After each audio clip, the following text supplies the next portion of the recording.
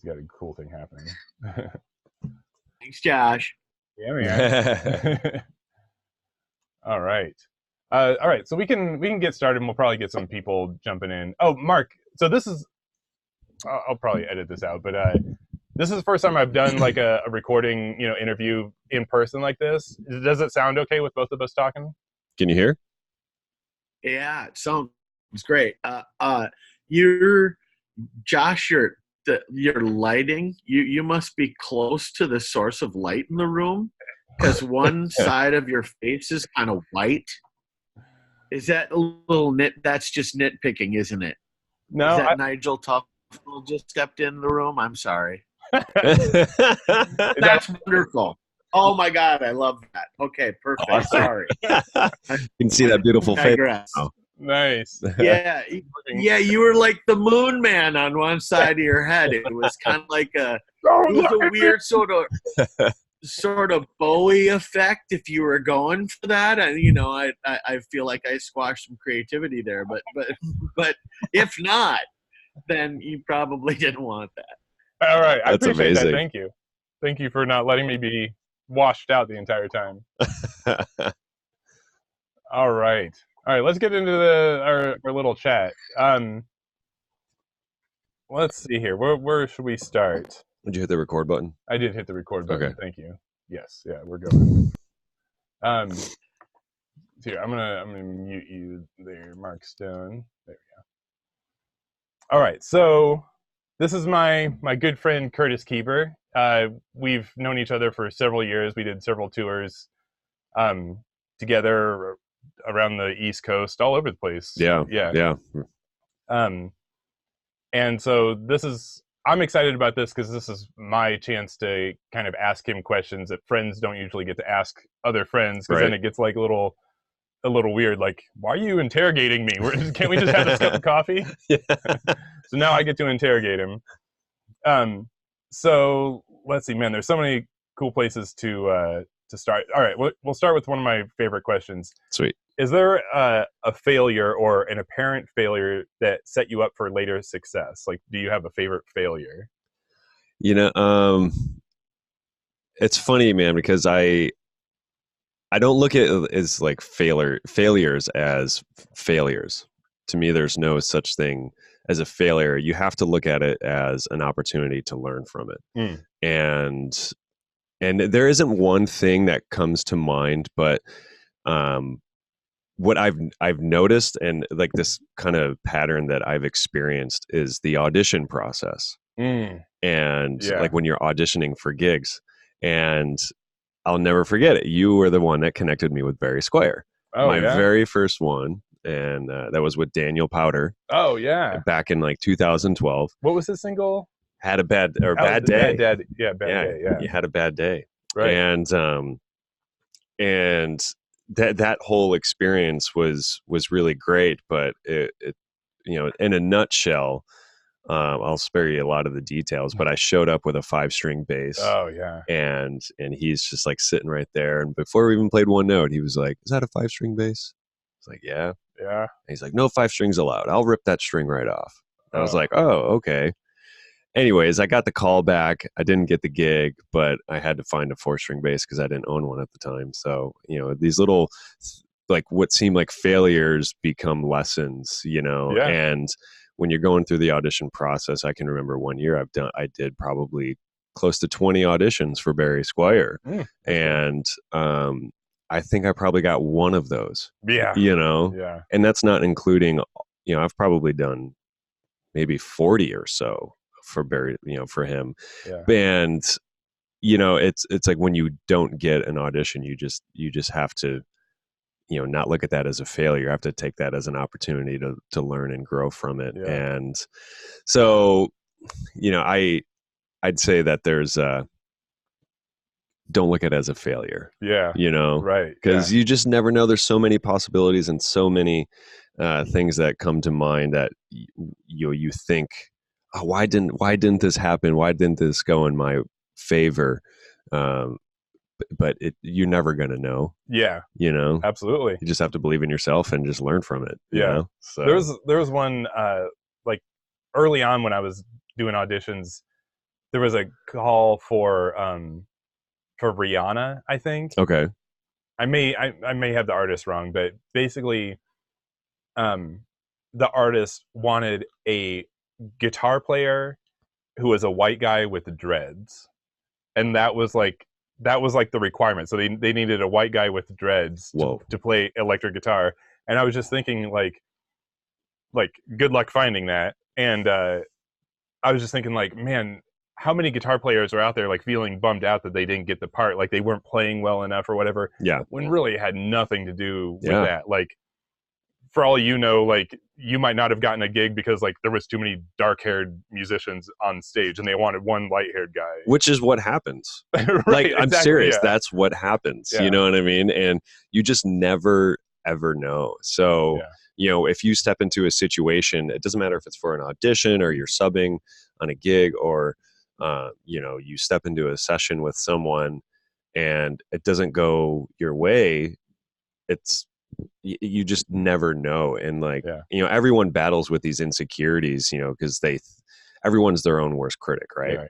So it's like what you know, oh man, this didn't go in my favor because I did this. Like, I guarantee you that probably didn't even translate to the other person in the room. Like that didn't even, it didn't even come to mind. Yeah. There's so many possibilities. So, you know, you just gotta just somehow let it go and use that as a learning experience.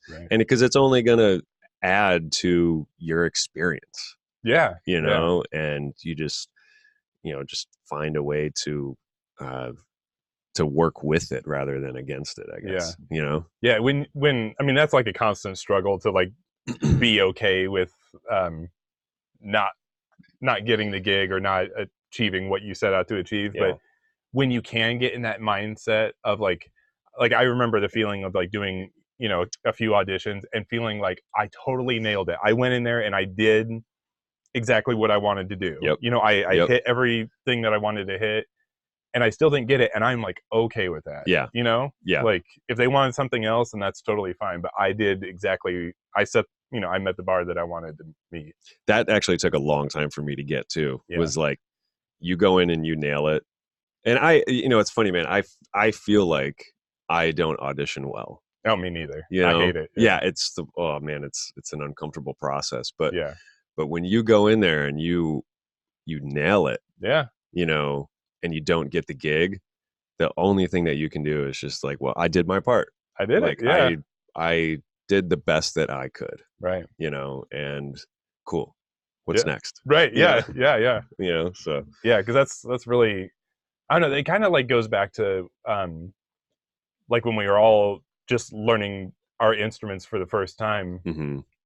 Like we would just be alone in our bedroom, and there's like nobody to compete against. Like, you know, there's all we were doing is like, can we play this song riff as well as we think that it is on the recording? Yeah. You know, and when we do, it's like we've met. You know, we feel good about it. We've done what we set out to do, and it's kind of the same thing with the audition. You kind of just have to forget about all the other noise and just be like, this is me against me right now, you know? That's I never thought about it like that, but that is so true. Yeah. You know, that's so true. It's just, I'm not saying I do that. I can do that all the time, like have that mindset, but when I wake up in the right Zen mood, I can. Oh, 100%. Like yeah, totally. All right, let's see here. What are some common traits that you've seen in successful artists versus developing artists? Because we've all worked with, you know, like the indie up and coming struggling artists, and now like within the last several years, you've worked with some A-list, you know, incredible artists. Like what are the differences that you see? Like, what is it that has allowed those to rise? I think the biggest thing I've noticed is that the artists, like the more well-known artists I've worked with, they're still like pushing themselves creatively, right? You know, like even Jackson, when like we did that thing with Jackson, like one of the Jackson Browne, Jackson Browne. Sorry, Jackson Browne. Sorry, yeah. When we got together with him for the rehearsal for the rehearsal that we did, this I'll never ever forget this. And it resonated with me so much. And I was like, wow, that's why you're you. Like, that's why you're Jackson Browne, and you're still amazing. Yeah. We're in the room and we're going all these songs, and you got to think about, like, when we're rehearsing Running on Empty and Doctor My Eyes, like, these are songs, iconic songs. And he's been playing these songs for years and years and years with so many different people. Yeah. And it was cool. We just started jamming. Nice. Like, I don't even know if there was a count in. Wow.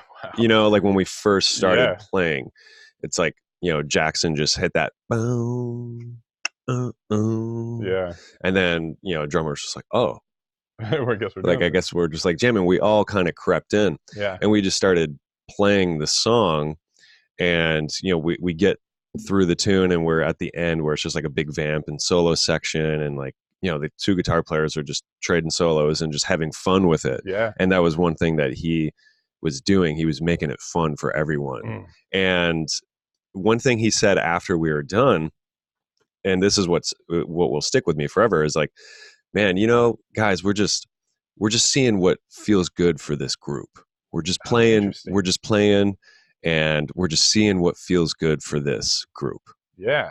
And I just thought that was so, like, selfless of him. Yeah. You know, to say that, because there's artists that, you know, you'll work with and they're like, no, this is the song. Right. This is the recording. Everything. This is how it goes. Yeah. Exactly. You know, and then you see people who are super nitpicky with parts, but with Jackson, you know, when he just said, we're just seeing what feels good with this group, that to me was just mind blowing. Yeah. Because I took that as he's keeping it fresh for him.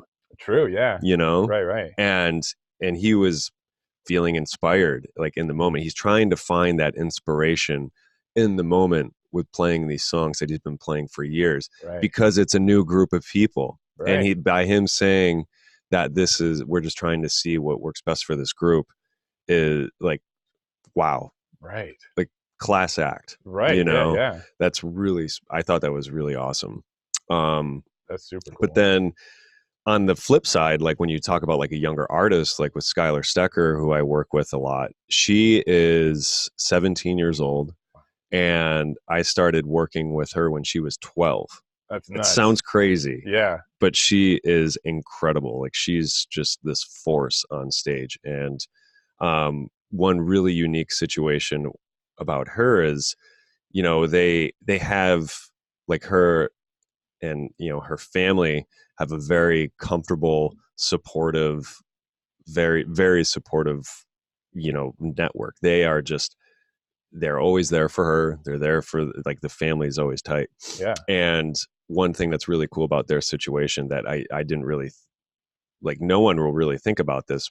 But her dad is a retired NFL running back. Oh, wow. And he has a Super Bowl with the Tampa Bay Buccaneers. Damn. And it's like, wow, okay, already awesome, like, badass. Yeah. Cool, right. Yeah.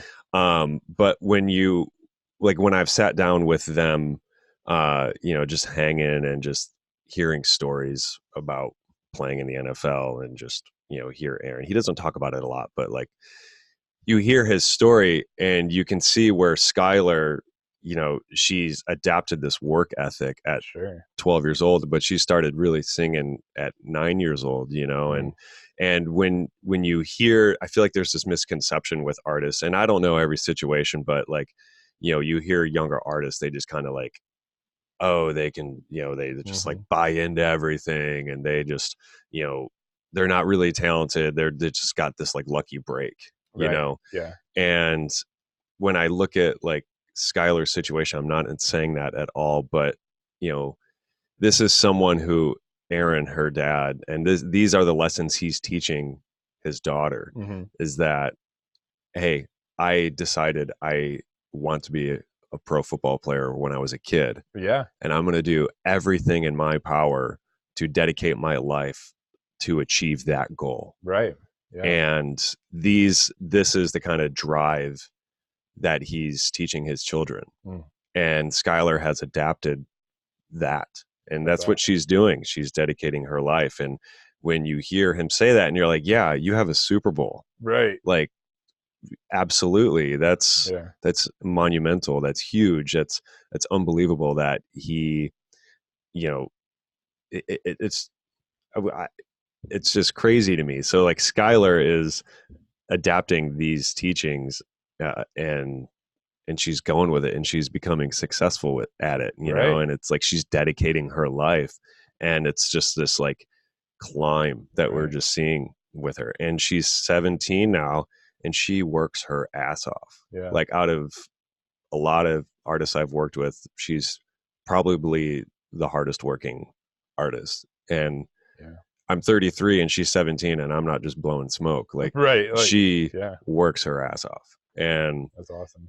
So it's pretty cool to see that, you know, with I think it's just the drive of to continue to push yourself. Yeah, you know. Yeah, that's true.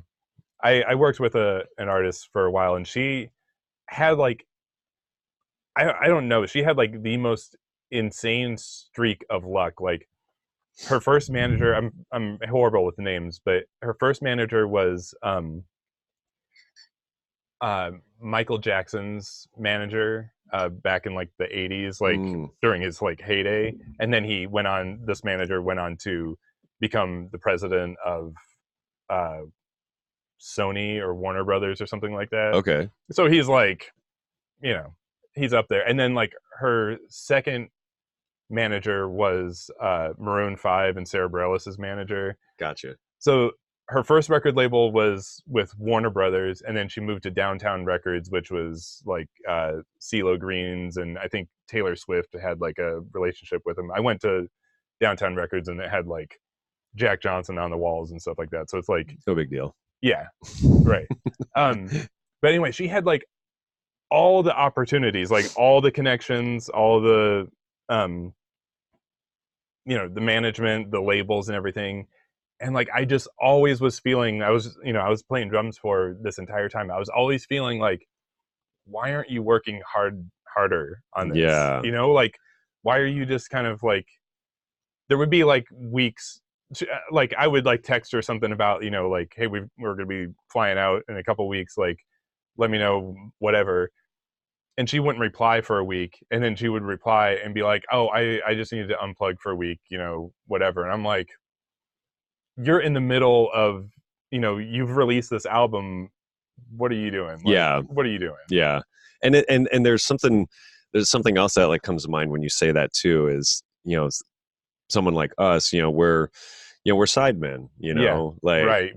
we step into this role, and we're here for the artist. Mm-hmm. And when you're with someone who, you know, is in this leadership role, you know, the artist, and when you work with someone who doesn't care, or it seems like they don't care, like it reflects on everyone else in the room and everyone around the bar. Yeah, exactly. You know, and you're still like, for me, I'm still going to deliver my best, but there's this little like spark that is that's missing. Yeah. But when you step into the room with someone who really cares and just wants to deliver their best all the time, you can feel it when the band just hits, and when everyone gives that smile, you know, to it, like, oh man, there's no greater feeling, you know, because then the artist loves it, the band loves it, and like everyone's smiling, it's great, and that just reflects on the music.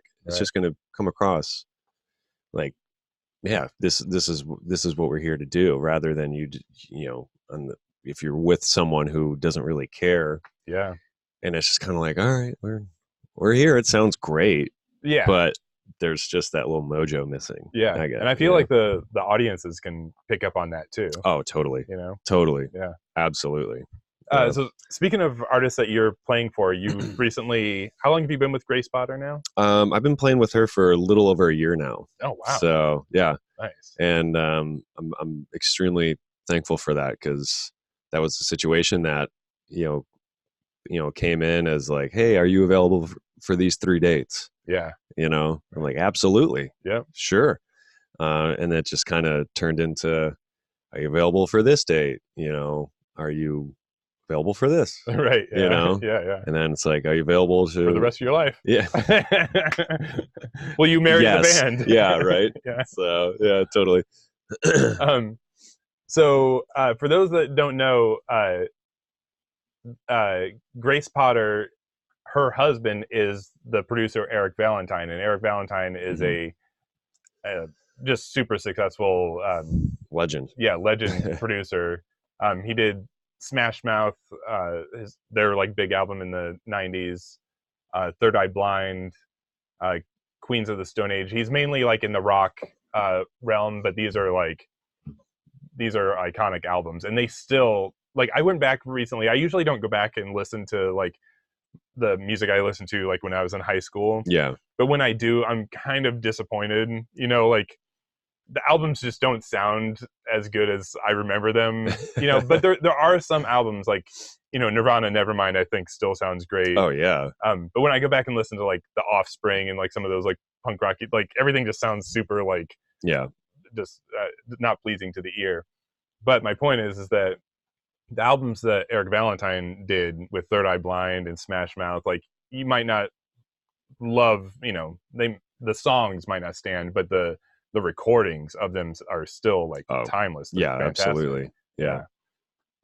So anyway, Kurtis was able to go into the studio to record Grace Potter's newest album. Is it released? It comes out in October. Oh, nice. She has a couple singles out.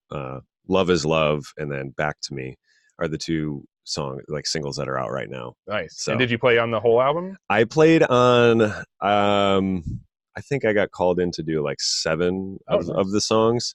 And you know, then just like with any record process, you're like, all right, well, hope it makes a cut, you know. And what I've heard so far, what's released, I'm like, oh yeah, I played on it. Oh, so nice. you know, I'm like, cool. Like Back to Me is that single is one I'm like especially proud of. Yeah. Like that. Wow. Lucius is on it too. Nice. They sing a lot of the backgrounds on the record. So go check that out. Yeah. I'm excited to hear that. I'm especially proud of that one. So cool. You had said when we were talking that you would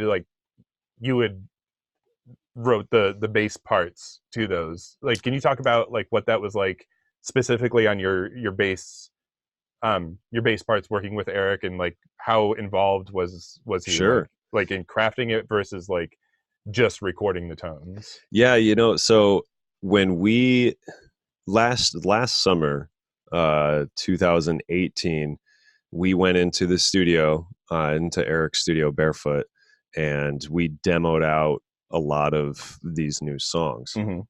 And I think we demoed out like 4 songs, I want to say. Right. And one of them was Back to Me, and that was a voice memo that Grace, or I'm sorry, I think it was like a garage band session. Like, sure. You know, she just had this like melody, and she's just playing chords on like a Wurlitzer sound or something like that.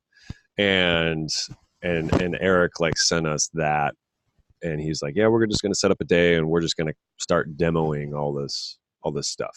Right. We're like, okay, cool. So some of the stuff that we had already had existing parts, and he just wanted us to do the live feel, like all play live and track live together.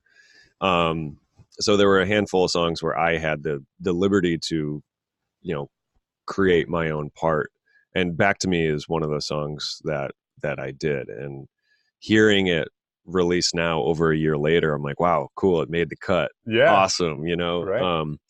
But a lot of the parts off of the new record, Eric, like we were just recording the parts that he had demoed out. So when we went back a year, or the time that we were in the studio a year ago demoing those parts, some of it stuck and some of it didn't. So fast forward to that January or 2019 when we went into the studio to record, the demos we got from Eric sounded like the finished product.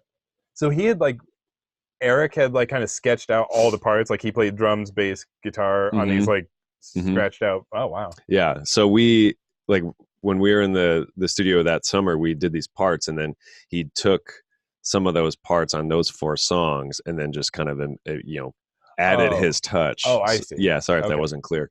But then for the rest of the album, you know, the songs, he basically did everything. Him and Grace did everything. So when we went into the studio, it was beat the demo. Oh, right. Essentially. Yeah. We got to beat the demo, you know? And that's tough. Yeah. And especially when it's Eric. Right. You know, Yeah, right. he's the kind of guy that can play like every instrument just as good as anyone in the room, if not better. Right. You know? Yeah.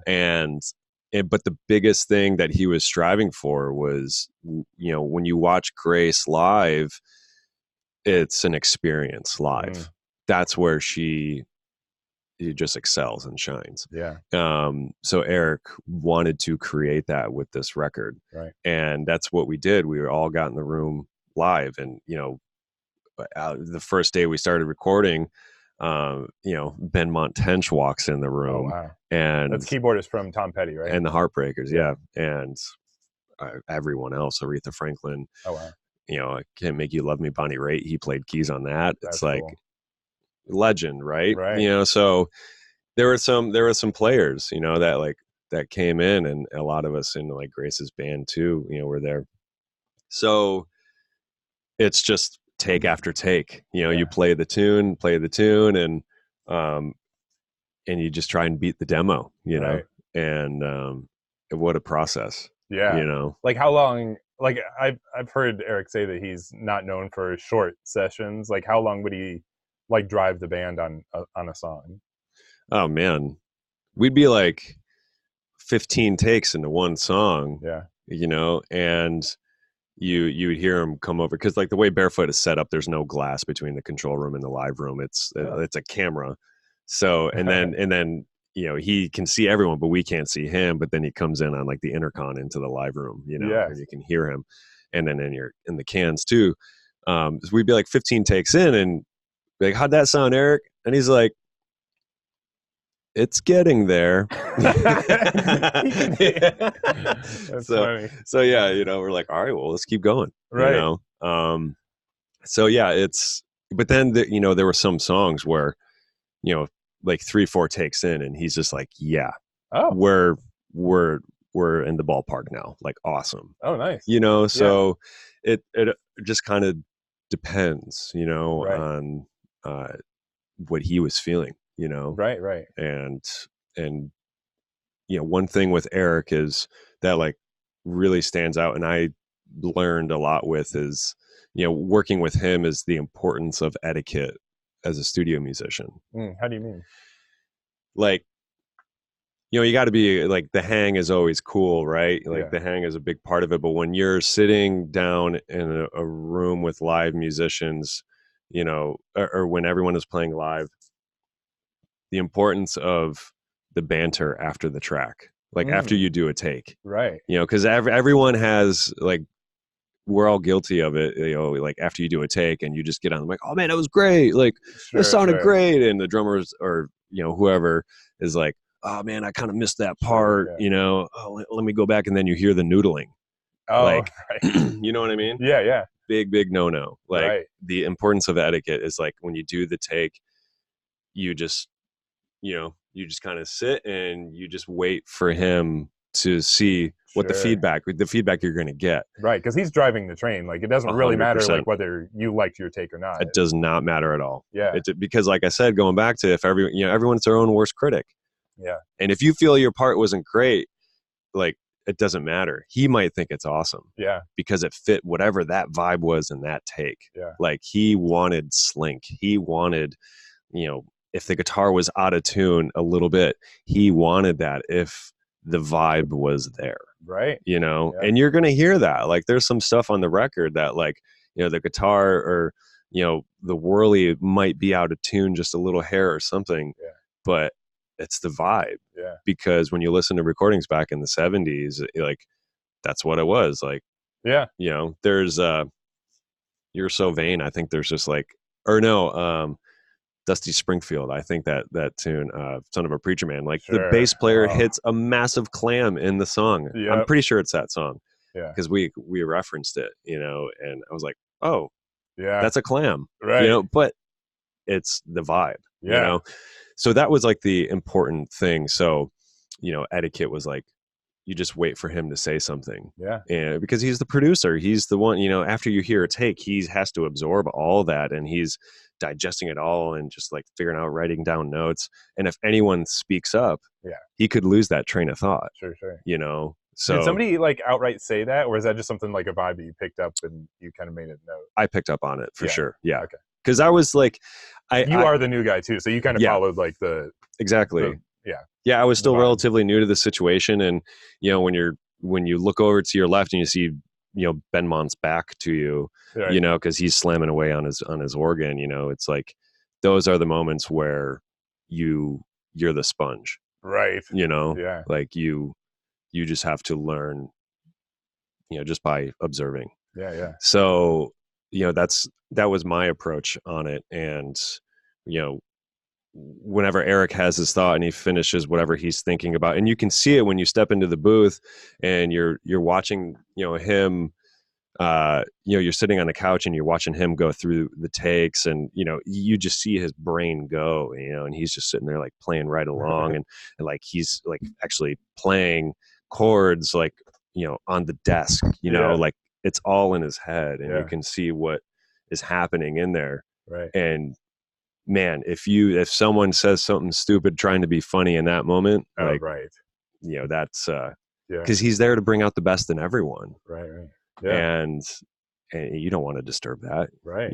Just by saying, "Oh, I gotta because it pay also my meter or something." Right. Something, I don't know. Or even like if you're commenting on your own thing, because like it just occurred to me as you were saying that, like if he's like kind of like digging all the parts and everything's gelling, and you go and make like a comment about like, oh, I didn't like that riff I did into the chorus, you're almost kind of like in a way like insulting his judgment. Like if he liked it, and you say that you didn't, you were more like commenting on your own performance, like, but really like you're making a comment about whether how other people are hearing it. If you kind of insult the, Absolutely. comment on it. Absolutely. Yeah. And you can feel it too, like, that when you're in the room with that level of talent, like you can tell if something is working and not working. Sure. You know what I mean? Yeah. Like, because everyone in that room is listening to each other.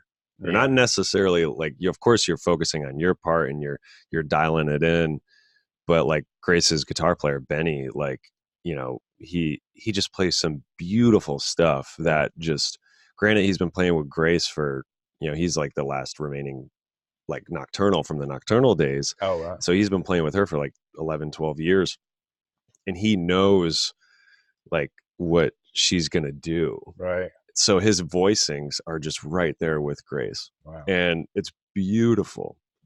So he's listening to her all the time. You're listening to the melody. I'm listening to the melody. It's like, everyone's listening to each other. Yeah.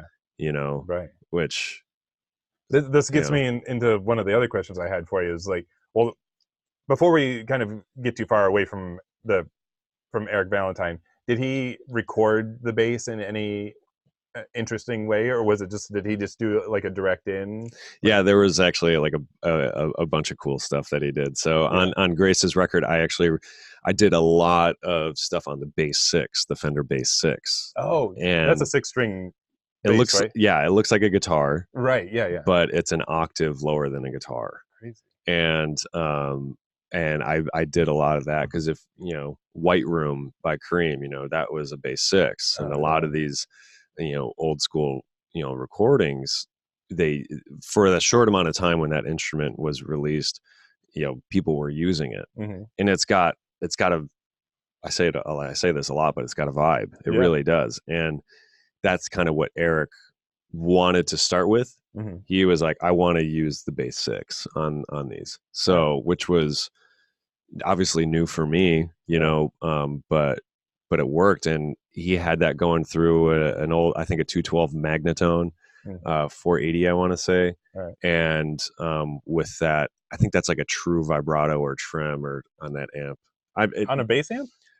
I'm pretty sure that's a guitar amp. Okay. And forgive me, everyone out there who, I don't know my gear as well as some of you, I'm sure, but but yeah, it almost had like, you know, the vibrato trem sort of slap backy sound, Interesting. Yeah. because you hear it and you can hear like a little warble in the Yeah. bass parts.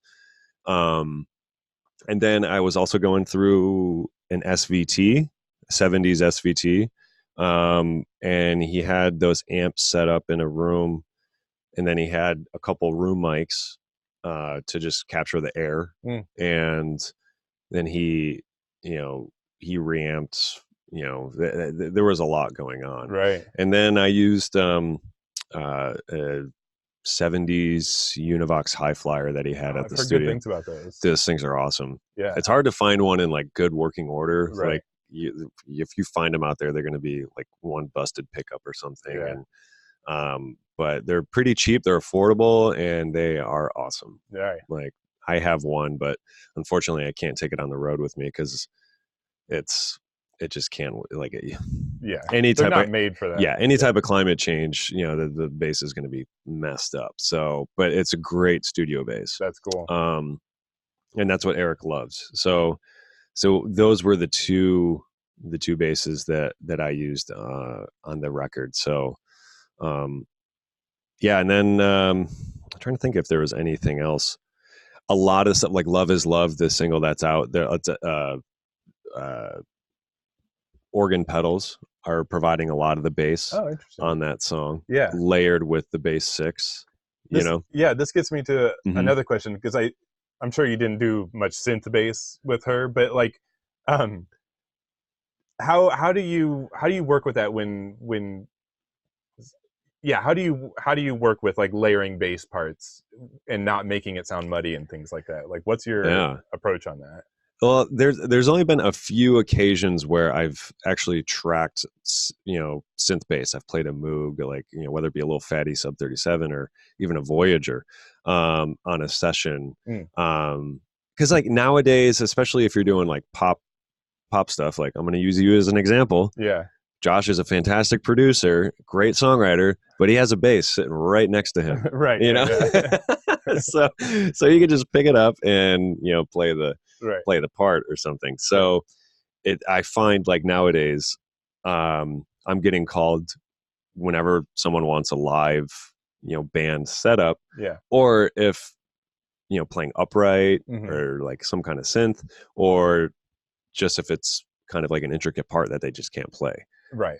You know? Yeah. So, and you know, when I come into a session and the producer's like, okay, you know, let's try some synth bass. And a lot of times I'm even offering that for them. Like I'll bring my Moog with me and just, I'll kind of leave it off to the side. And if I feel like it's going to add something, it's a pretty simple instrument to set up, run 2 passes and just, you know, okay, cool, you got the idea. Now you have it. Right. But I'll listen to like my bass line, like if I'm playing electric, and if it's very melodic, then I'll just stick to big heavy pads, because a lot of pop music is the bass is just big pads. Sure. Yeah. You know, and just this beefy bottom that's going to get sidechained, you know. Sure. Yeah. Right. So I will, of course, stay away. I'm not going to play a busy synth bass line if the electric part's melodic, vice versa. You know what I mean? Right. So, but yeah, that's kind of like the approach that I'll go with it. That's awesome. Yeah. Yeah. Nice. So, do you? What was it? Hold on. Let me see here. That was that. I feel like we could talk about Eric Valentine all day. I know we really could. Here, hold on. Let's. I've got some more questions, but before we do, I see that there's like a whole bunch of chat activity going on here. Let me just see here. Oh, Mark just got in from New York City a minute ago. Nice.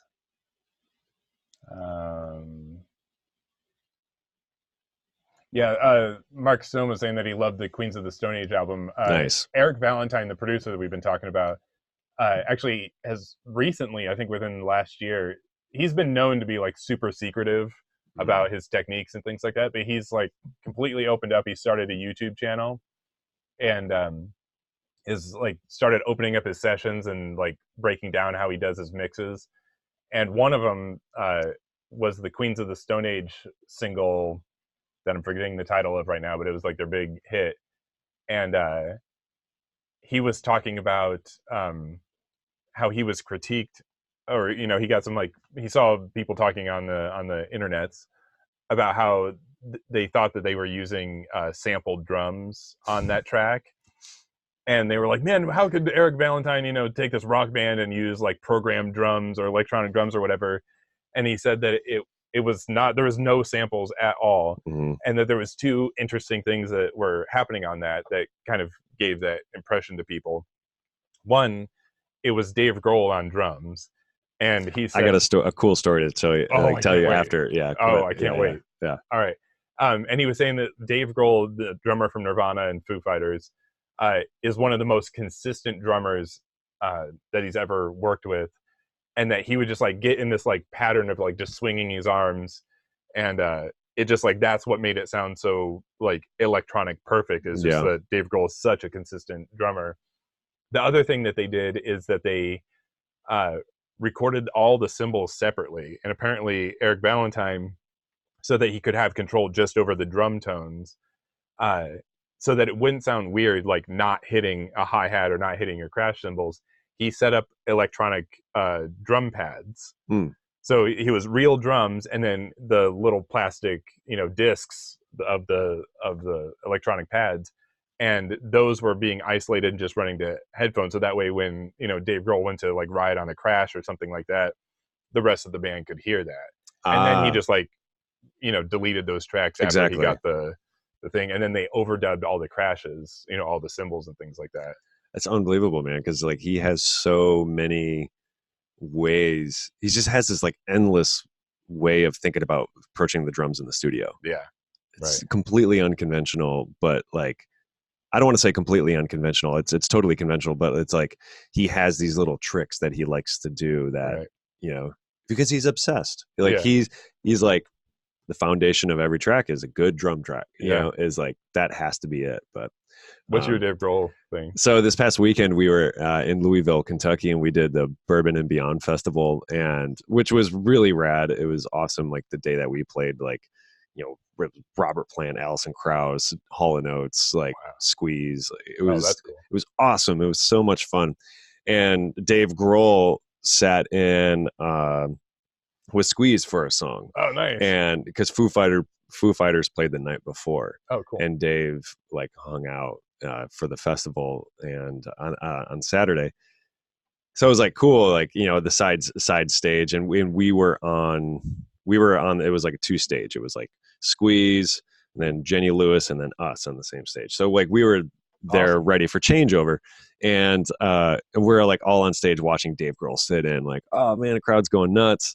And Eric travels with us, with the kid. Yeah, with the kid. Yeah.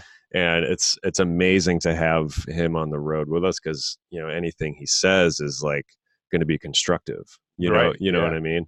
And, but it was really cool. After our set, we were going back to the dressing rooms, and I look out and I see this like crowd of people, and it was like people huddling around Dave Grohl, and I saw Grace and Eric talking to Dave. Yeah. But what was badass was like Dave Grohl saw Eric and was like, Eric, like he, like that's the rock star to him. Exactly. Yeah. And it was just cool to see like, everyone's there to see Dave Grohl, but then Dave is just like the same reaction to Eric. You know what I mean? Like, right. That's awesome. Unbelievable. Yeah. So I cool. just think that's like, I don't know if I would have the guts to have a session where Dave Grohl is going to be coming in and laying down drums, like an iconic rock drummer, like be like John Bonham, and like asking either one of them, John Bonham or Dave Grohl, be like, I want you to play drums, but I'm going to give you these plastic discs to hit instead of real cymbals. Yeah. Yeah. I mean, the track speaks for itself. The Queens of the Stone Age track, the drums sound amazing. So I mean, arguably some of the best drum sounds. Yeah, like hands down. But that's a ballsy thing. Yeah, pretty cool. All right, let me just look through some of these. let's see here. Oh yeah, No One Knows. Thank you, Mark. I'll Yeah, stop yeah, saying yeah, that song. Yeah, No One Knows. That's cool. For a moment, I thought that was a bit where you guys weren't gonna say the name of the song because no one knows. No, So I thought you were gonna lead us down bit row, and then that's you amazing. guys didn't go for it, and I'm like, well, no one really does know that. That's funny. That's amazing. No, that's just my poor memory. I can't remember names or song titles Right. of anything. No one knows. No one knows. There No one it is. knows. A good rhythm section is not necessary, right? You don't need to know the names. That's Exactly. right. Yeah. Yeah, exactly. Yeah. It's somebody else that always starts it. Let them figure it out. All right. Let's see here. All right, we got about 10 more minutes. Does anybody have I've got a few more questions before we wrap up, but if anybody has questions, let's throw them in the chat and I'll make sure to get that happening. Awesome. Let's see here. What are some common mistakes that you see up and coming bassists or session players make? And this can also kind of apply to, like I was saying, like our group here is a lot of us kind of, we're not all bass players, so maybe we're making some of these like kind of beginner bass player mistakes. So like what are some like some things just like in bass arranging or bass parts or bass playing in general that you think Yeah. So I think a big one thing that I run into a lot is like when you go into a session, you're often handed like the gray stuff is a totally different thing because Eric had these well-produced demos. Yeah. Had all the parts. Like it could have been the final product. Yeah. That's the exception. But like most scenarios, you're just handed like a voice memo. Mm-hmm. You're handed like a really rough live rehearsal recording, Mm-hmm. or you don't know what you're getting into.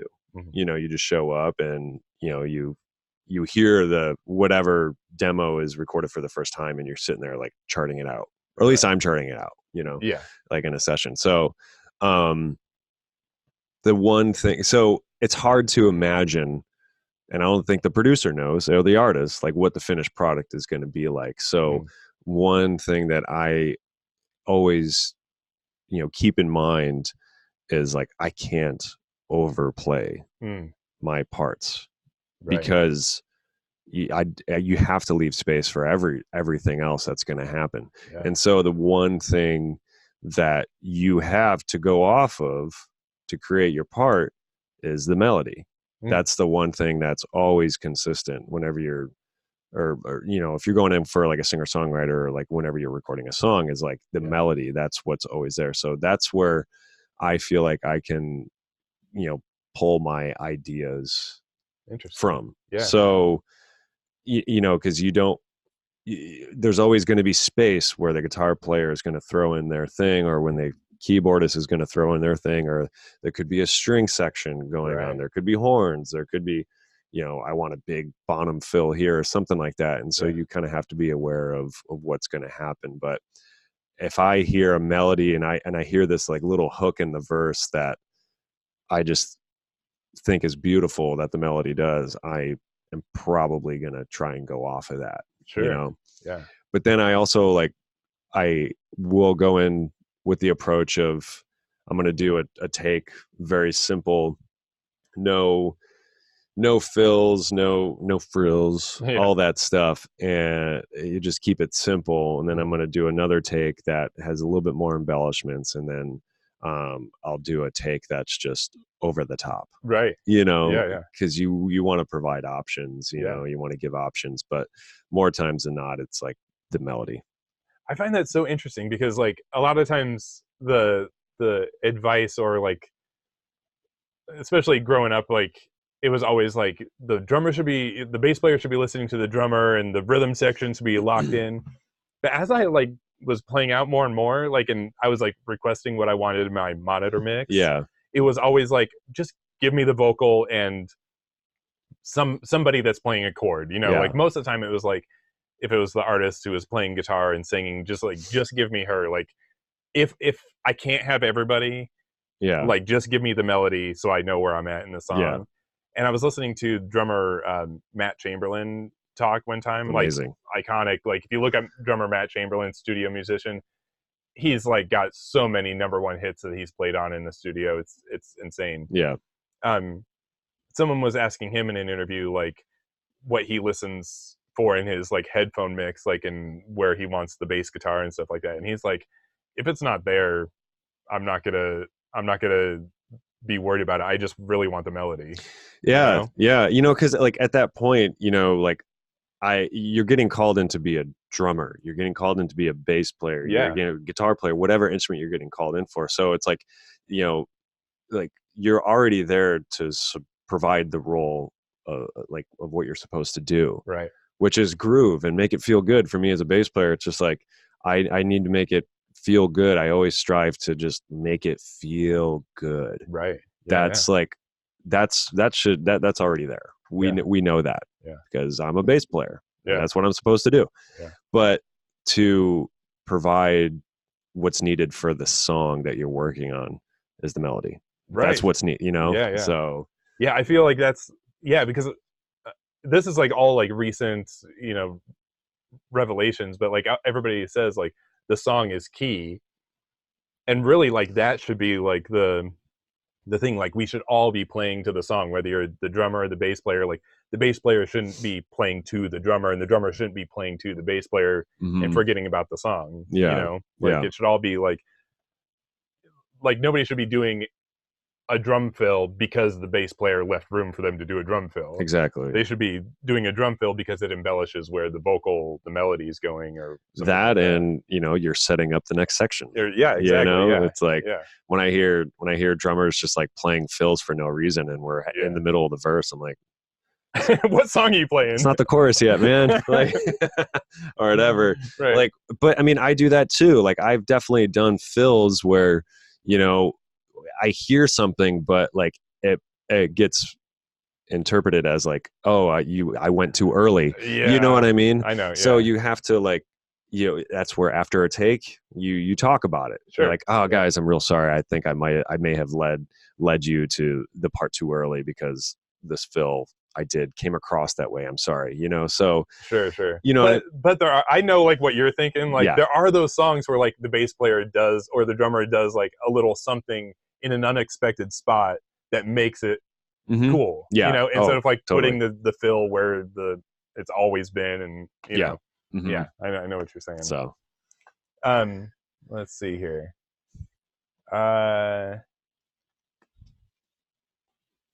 What you've talked a little bit about gear, about the couple of basses and things like that, but are there any other like desert island gear, or like kind of like unexpected, basically like what should I buy? What's like something cool that we should all have in the bass realm? In the bass realm, I'll never forget this. I'll make this story quick, but my first like real session in LA when I moved here was with this guy, Brent Paskey. I'm sorry if I'm mispronouncing his name, but he did a lot of the NERD stuff with Pharrell.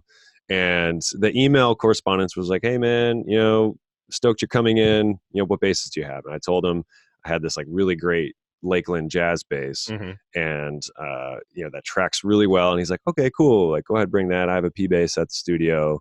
It's like, great. Get to the session. He's like, let's do 4 or 5 passes on your jazz bass, and we'll do 4 or 5 passes on my P bass. I didn't own a P bass at the time, right? And I do 4 or 5 passes on the jazz bass, and he's like, cool, that sounds great. Let's try my P bass. And after the very first take of the P bass, he turns around and he's just like, you know, man, I think that's the sound we're looking for. And I was like, right. P bass. Yeah. Right. So like everyone needs a P bass. That's the tried and true. That's the workhorse. That's the bass. You know, that's what bassist Sean Hurley. Yep. Yeah, Sean Hurley. That's what he had, like a similar first LA session thing where he like brought in, I don't know what he was playing, but he was like fresh out of Berkeley bass, you know, like whatever.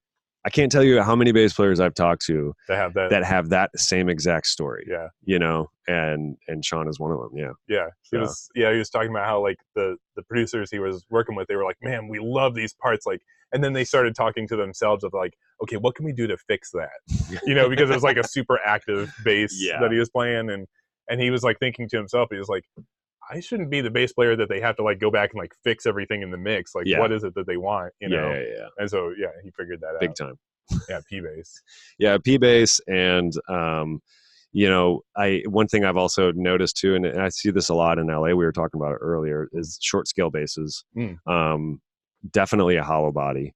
Because that, I see that a lot out here. Yeah. Actually. In the studio. Mm-hmm. All right. Now, I don't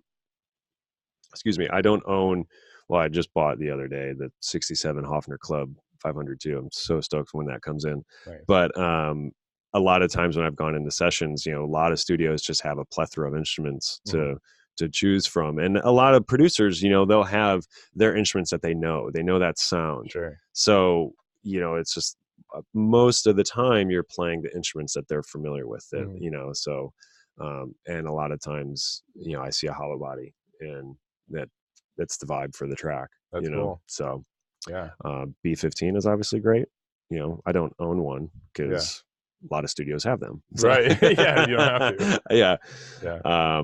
But P bass is definitely number one. Any pedal effects that you use or that you go to, like for the distortion, the gritty, Definitely. or whatever? What do you like? An octaver is must. Like if I'm playing live, it's like an octaver, fuzz, compressor, the Cali 76, the compact bass compressor. I think it's Origin Effects. I just leave that on all the time. And is that the fuzz face?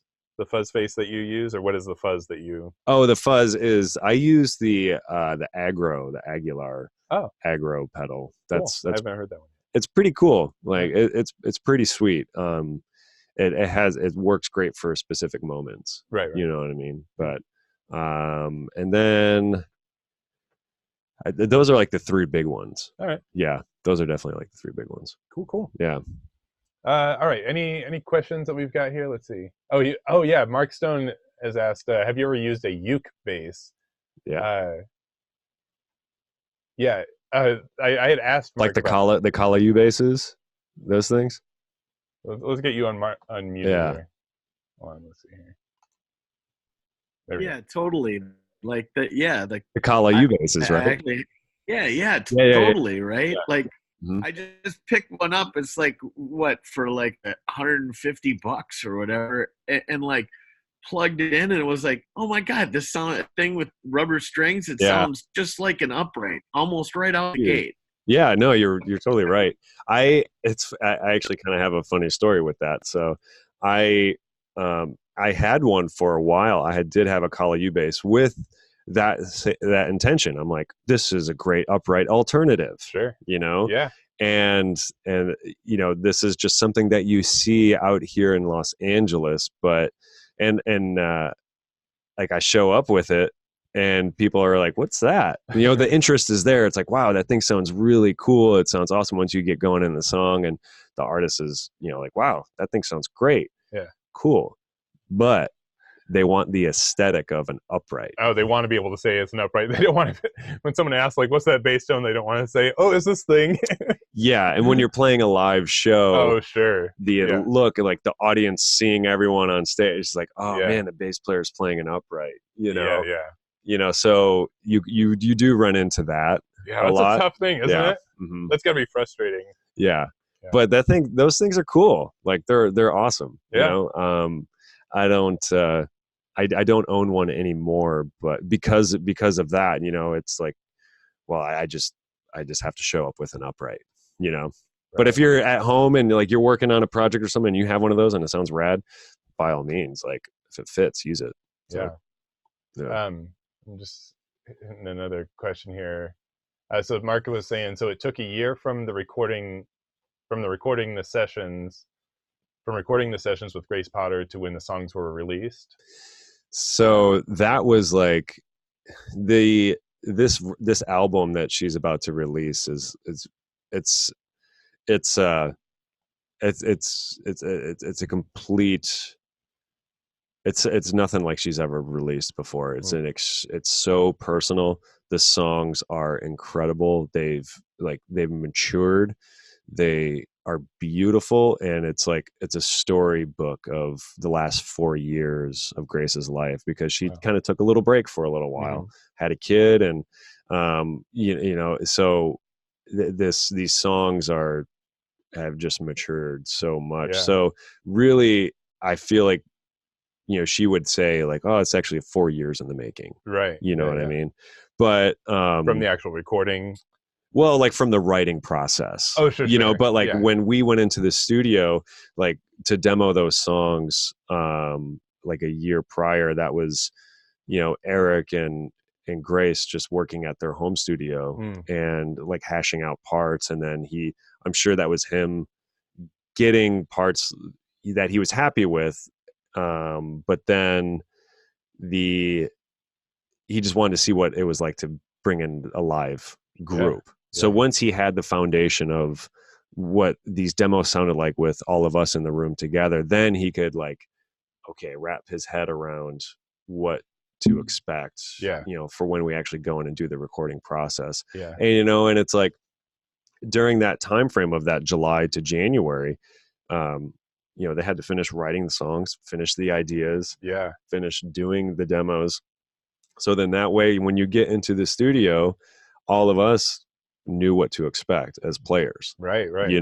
So it's a process. Yeah. So it was July to January of kind of like the writing, the finalizing of the demos and things like that. And then from the moment that you and the rest of the band came in, how long did that take before you were hearing the final mixes? So yeah, from my perspective, I don't, from my perspective, I don't know the whole entire thing. I can only say what I felt from the time that I was working on it, know what I mean? So, but that, from July 2018 to January, they just wrote all that stuff. And it's like, of course you can't work on it every single day, but, when we went in and actually started recording the record in January, that was about like 2.5 weeks in the studio. All of quick. Us. Yeah. For like the meat and songs? Potatoes, and like tracking live, getting the takes. Cause Grace, those are live vocal takes. Wow.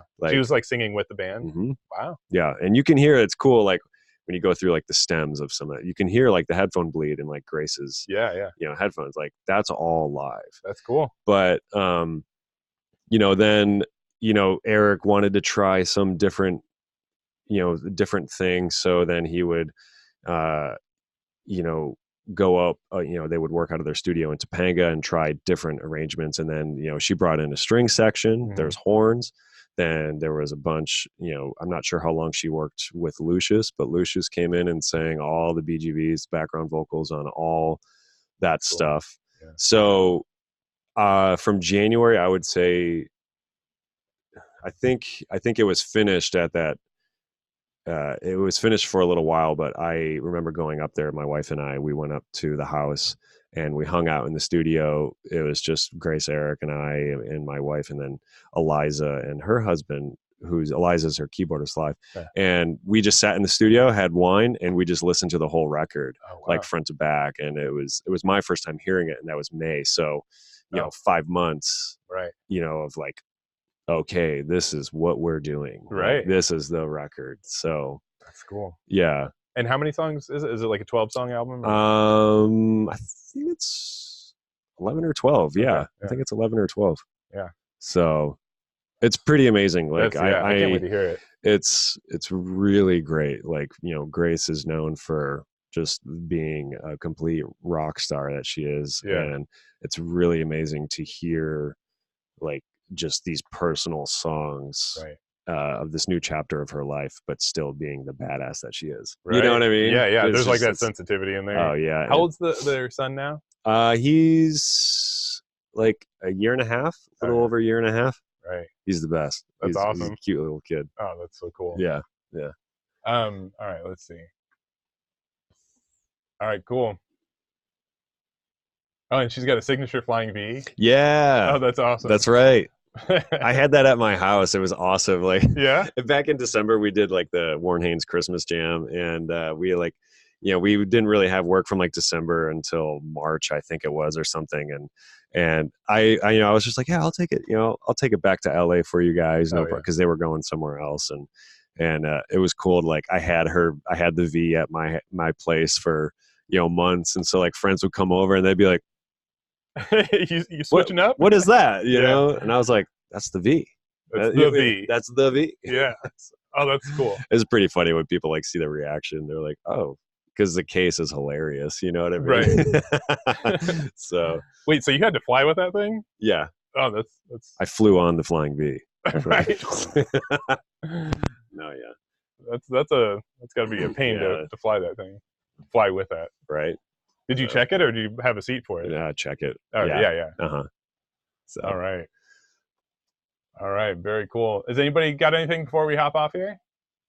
We all good? Talk about this all day. Yeah, man. It's cool. All right. Cool. We'll stop it there, and I'll see you guys tomorrow for office hours about the same time. All right. Thank you all so much. Yeah. Thank you. Bye-bye. See you guys.